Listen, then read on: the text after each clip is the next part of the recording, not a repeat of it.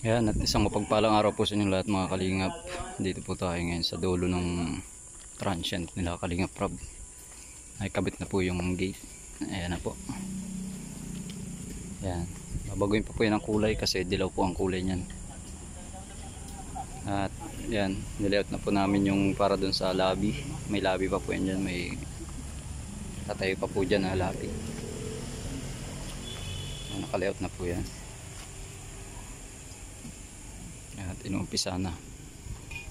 Ngayon po ay araw ng Lunes.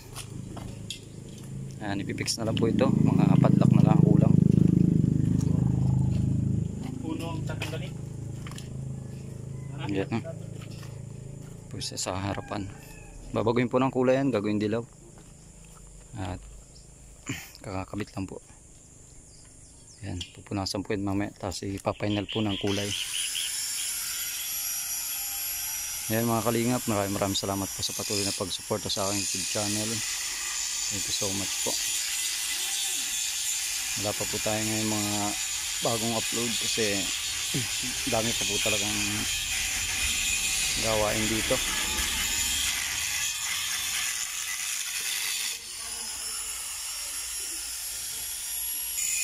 Ayan mga kalingap, tinatabas ng gagawin shutter dito sa taas. Okay na po yan.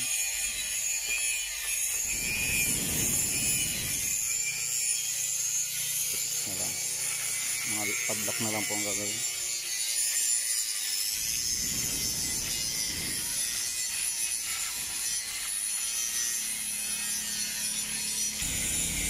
Yan, at lalagyan din po namin mga kalingap yan ng doorbell. Doorbell tapos yung ilaw po dyan sa taas. Para po pag may kumatok ay may tao. Kasi medyo malayo po yung bahay. Pwede naman po sa lobby kasi lagi naman po may tao dito. Yan mga kalingap, at maraming salamat. Abangan nyo na lang po yung mga update pa sa vlog po ni Kalingap Rob. Yung mga dapat na abangan po dito sa kanyang negosyo po na transient.